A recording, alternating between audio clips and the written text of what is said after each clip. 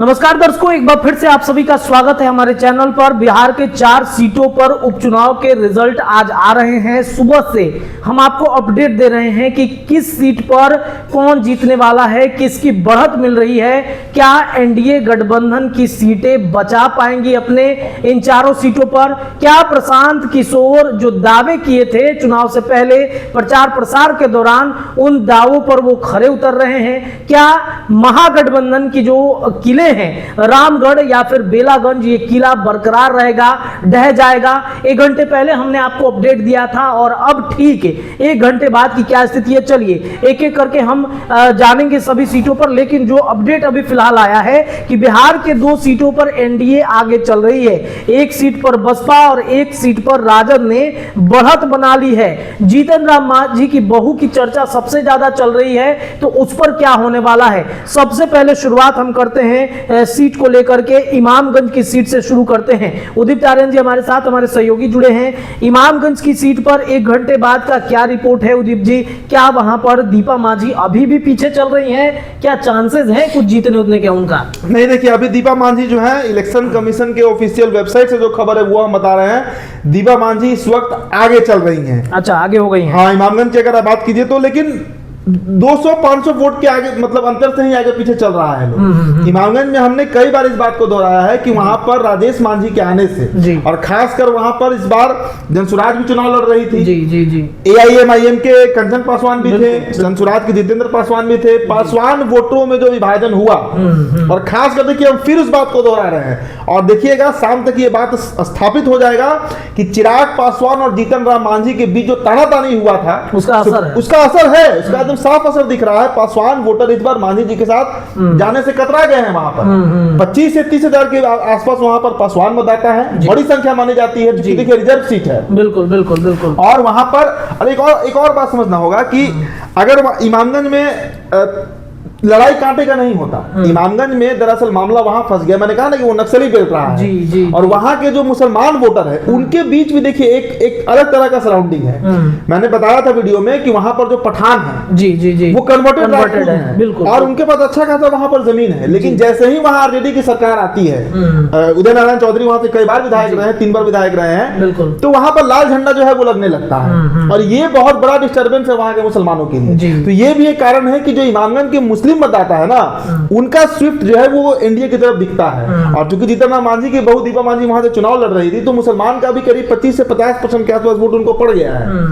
जीतन राम मांझी को भी मिला था 2020 में। जी बिल्कुल। और ये भी एक फैक्टर बनाया। नहीं तो वहां पर अगर मुसलमान मतदाताओं में मतलब छिटा नहीं होता, डिस्ट्रीब्यूशन नहीं होता वोट का, तो आप मानकर चलिए कि दीपा मांझी वहां पे कम से कम 10,000 वोट से लीड लेती। लेकिन अभी वहां पर नेक टू नेक फाइट है। हाँ, तो देखिए अभी का जो वर्तमान में अपडेट आया, 3 सीटों पर एनडीए आगे हो गई है। वही जो इलेक्शन कमीशन की बात आप कर रहे थे कि दीपा मांझी आगे चल रही हैं, 3 सीटें आगे हो गई हैं। तो इमामगंज की सीट पर मान के चलिए कि दीपा मांझी मुझे लगता है कि लीड दे देंगी शाम के सामने। नहीं, अभी ये बहुत अतिशयोक्ति हो जाएगा कहना, बहुत जल्दबाजी हो जाएगा तब तक जब तक एकदम फाइनल रिजल्ट नहीं आ जाए। जी ये कहना अभी बहुत गलत होगा कि वहां से जीत रहे हैं दीपा मांझी। भाई 500 वोटों से आगे हैं, 2-2 वोटों सुबह से पीछे चल रही थी। अभी जिस जगह का ईवीएम खुला होगा वहां पे हो सकता है कि इनको वोट पड़ गया होगा, अगले जगह का खुलेगा फिर हो सकता है कि पीछे हो जाए। तो ये अभी कहना एकदम सही नहीं होगा कि दीपा मांझी जो है वो जीतने जा रही है। चलिए इमामगंज के बाद रामगढ़ की सीट पर बढ़ते हैं। वहां लगातार बढ़त है, यहाँ बढ़त है। कौन जीत रहा है? सतीश यादव जो बसपा के जो कैंडिडेट है वो आगे बढ़ रहे हैं। बिल्कुल। देखिए रामगढ़ के बारे में हमारा कोई पुराना वीडियो उठाकर देखिए। हम 13 तारीख से ये बात कह रहे हैं कि वहां पर आरजेडी तीसरे नंबर पे जाने वाली है। वहां लड़ाई बसपा और भाजपा के बीच रही है। अच्छा। अजीत सिंह के पक्ष में वहां वोट पड़ा ही नहीं है। क्यों? मतलब नाराजगी है? नाराजगी से ज्यादा फैक्टर समझिए ना कि वहां का मसला क्या है। बसपा से ज्यादा प्रत्याशी चुनाव लड़ा, तो बसपा के साथ अनुसूचित जाति का पूरा वोट गया। चमार 40,000 के आसपास है रामगढ़ विधानसभा में। उनका तो एक तरफा वोट गिर गया। बिल्कुल। सतीश यादव उस पिंटू यादव जो है, वहां के यादव कम्युनिटी में ये मैसेज जा रहा था कि अगर इनको हम वोट देंगे अजीत सिंह को, तो ये वैसे भी जीतने वाले नहीं है। क्यों? क्योंकि इनके साथ SC ST का वोट नहीं जा रहा है। तो सिर्फ यादव वहां पर जितवा नहीं पाएंगे। बिल्कुल। और एक और बात वहां पर चल पड़ा कि अगर ये जीतते हैं पिंटू यादव तो ये राजद में ही जाएंगे। आप याद कीजिए चैनपुर विधानसभा का जो 2020 में इलेक्शन हुआ था, जमा खान वहां से जीते थे, बसपा का टिकट पर जीते थे और जीतते ही वो जदयू ज्वाइन कर लिए थे, मंत्री भी बन गए बिहार सरकार।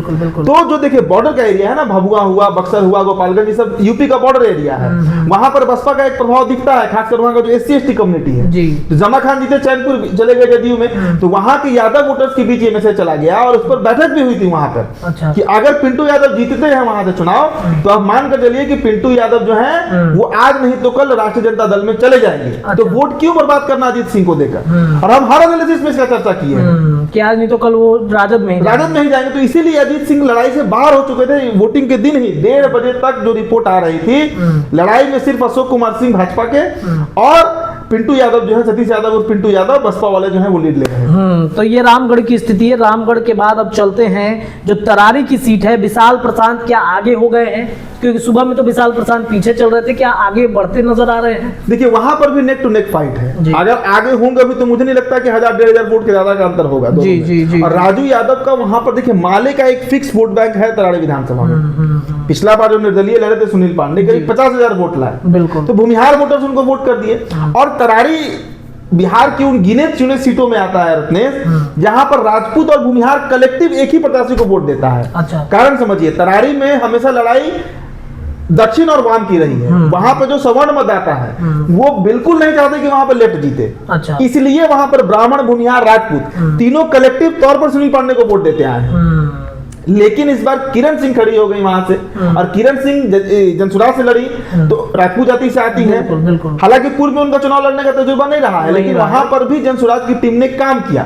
तो इसलिए थोड़ा सा जो सवर्ण वोट इधर उधर हुआ, मान लीजिए कि 5,000 वोट उनको आया सवर्णों का, 8,000 वोट आया, तो इतना बड़ा जो वोट बैंक उनके साथ जा रहा है ना, वो उसके चलते ये सीट फंस रहा है। नहीं तो सोचिए बीजेपी का समर्थन, समर्थन क्या बीजेपी से लड़ रहे हैं, तो बीजेपी से लड़ रहे हैं। तो बीजेपी का collective vote bank plus Sunil Pandey का कलेक्टिव वोट बैंक, और एलजेपी का भी तो जोड़ सकते हैं आप, क्योंकि लोजपा का भी जोड़ लीजिए। वहाँ की खानदानी रहा है लोजपा रहा है, लेकिन इसके बावजूद वहाँ के जो SC/ST कम्युनिटीज हैं, क्योंकि तरारी थोड़ा मेरा एरिया है तो हमको वहाँ का जानकारी है, वहाँ का SC/ST कम्युनिटी लाल झंडा को ही देता है वोट। अच्छा। हाँ, वहाँ पर बहुत ज्यादा वो फैक्टर काम नहीं कर पाता जी। हाँ, ये कहिए कि चूंकि भूमिहार वहां से लड़ता है, हमेशा सुनील पांडे लड़ते हैं, तो इसलिए वहां का सवर्ण कलेक्टिव हो जाता है, कंबाइन हो जाता है और एक तरफा वोट गिराता है। तो वो सीट भी फंसा हुआ है। अभी कुछ भी कहना गलत होगा कि फलाना जीत रहा है, फलाना हार रहा है। तो 3 घंटे का और धैर्य रखे, इंतजार कीजिए, तब वहां पिक्चर। अच्छा, एक सवाल इसमें, जब ये चुनाव जब हो रहा था तो उसमें एक सवाल उठ गया था कि यहाँ पे भूमिहारों का एक तबका नाराज भी है, वो परमेश्वर मुखिया और ये तमाम प्रकरण को लेकर के, तो क्या वो असर डालेगा? वही वोटर्स हैं जो किरण सिंह के साथ गए हैं, वही जो एक कहा गया ना कि एक तबका भूमिहारों का भी नाराज था, वही किरण सिंह के साथ गया होगा तो गया होगा, लेकिन वो कम है। अगर वो ज्यादा बड़ा संख्या में चला जाता तो शायद अभी तक राजू यादव बहुत आगे निकल चुके हैं। तो ये भी जो एक था कि भूमिहार वोटर भी छटक रहे हैं, राजपूत वोटर भी छटक रहे हैं, जो कि किरण सिंह लड़ रही है, वो बहुत काम नहीं कर रहा है। मतलब जनसुराज यहाँ पर भी फ्लॉप दिख रहा है ये तरारी विधानसभा। चलिए, तरारी के बाद अब बेलागंज की सीट पर आते हैं, सबसे हॉट सीट, और ये चर्चा ये जदयू के लिए भी बेहद महत्वपूर्ण सीट है, एनडीए के लिए भी महत्वपूर्ण सीट है। जदयू चाहती है कि हम जीते तो पार्टी आगे बढ़ी, बीजेपी चाहता है कि ये सीट कैसे भी जीत जाए, नीतीश स्थिर रहेंगे कम से कम गठबंधन में। देखिए, नीतीश कुमार इस सीट को जीतने का प्रयास पिछले 30 सालों से कर रहे हैं। जी। सबसे ज्यादा अगर सिर्फ तीनों सीट अगर एनडीए हार जाए, लेकिन सिर्फ अगर बेलागंज जीत जाती है जदयू, तो नीतीश कुमार से ज्यादा खुश कोई व्यक्ति नहीं होगा। नीतीश कुमार पूरे बिहार के सभी सीटों पर इंपैक्ट डाल देते हैं एक्सेप्ट बेलागंज। सुरेंद्र यादव का वहां ऐसा समीकरण है कि नीतीश कुमार 1990 से चाह रहे हैं हराना, और 2005 के बाद तो लगे रहे उस सीट पर, कोई प्रत्याशी उतारे नहीं जीत पाया। लेकिन इस बार आप तय मानिए, और अभी तक का तो जो ट्रेंड दिखा रहा है, बेलागंज का जो रिपोर्ट आ रहा है, देखिए इलेक्शन कमीशन के ऑफिशियल वेबसाइट पर भी ये डेटा दिया गया है कि बेलागंज से लीडिंग मनोरमा देवी है, और करीब 3-4 हजार वोटों से आगे चल रही है, और ये बढ़ेगा, और सुबह से वो आगे है। मतलब हर प्रखंड में जो बैलेट खुल रहा है ना ईवीएम, उस सब में मनोरमा देवी आगे है। यादव वोट का डिस्ट्रीब्यूशन हुआ, मनोरमा देवी भी यादव समुदाय से आती हैं और सुरेंद्र यादव तो हैं ही यादव, तो यादव वोट का भी वहां के जो लोकल रिपोर्टर्स हैं वो बता रहे थे कि 25 से 30% के आसपास यादव भी मनोरमा देवी के साथ चले गए। सबसे बड़ा खेल वहां पर जनसुराज कर दिया। जनसुराज और AIMIM को भी जोड़ सकते हैं। देखिए जनसुराज का खेल समझिए, मोहम्मद अमजद वहां से पूर्व में जदयू के टिकट पर लड़ चुके हैं, कई बार इस बात को मैंने दोहराया, और मात्र 4000 वोट से हारे थे वो सुरेंद्र यादव से, ओनली 4000 वोट। तो इस कारण से उनके साथ एक मुसलमानों का बड़ा तबका है जो जुड़ा हुआ है। इसके अलावा जामिल अली हसन जो है, जो AIMIM से लड़े, हमने साक्षात्कार भी किया था उनका, अगर 8 से 10,000 मुस्लिम वोट भी वो काट रहे हैं, हालांकि पिक्चर अभी क्लियर नहीं है कितना वोट उनको आएगा, लेकिन क्लियर होगा। और अब देखिएगा, मेरा अपना अनुमान है, निजी अनुमान हो सकता है गलत हो, कि 8 से 10,000 वोट AIMIM वहां पर स्कोर करने जा रही है। तो ये जो सरप्लस लॉस है ना, ये जो कलेक्टिव लॉस हो रहा है, किसको हो रहा है?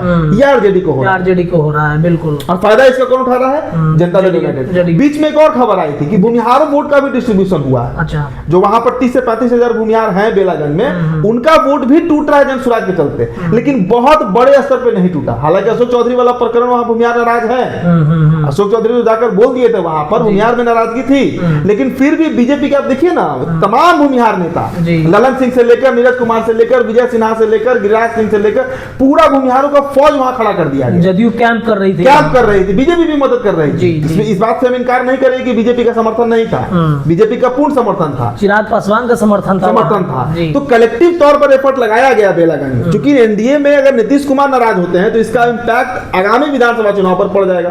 रुपौली में वो प्रकरण हमने देख लिया कि वहां पर बीजेपी के वोटर टर्नआउट नहीं हुए जदयू की तरफ, तो बीजेपी के ऊपर प्रेशर था। बीजेपी खुद इस बात पे लगी हुई थी कि कैसे भी इस बार नीतीश बाबू के प्रत्याशी को जिताना है, मनोरमा देवी को जिताना है। तो उसी का परिणाम है कि सुबह से मनोरमा देवी जो है वो लीड ले रही है। चलिए देखिए, सुबह से लेकर अब तक का जो अपडेट था इन 4 सीटों पर हमारे सहयोगी उदीप जी ने बताया है, लेकिन अभी आपको यहाँ रुकने की जरूरत है, आपको अभी थोड़ा सा सब्र रखने का जरूरत है, क्योंकि अभी परिणाम और आने वाले हैं। दोपहर तक सब कुछ क्लियर होगा, लेकिन उससे पहले ही हम आपको अपने चैनल के माध्यम से अपडेट देंगे।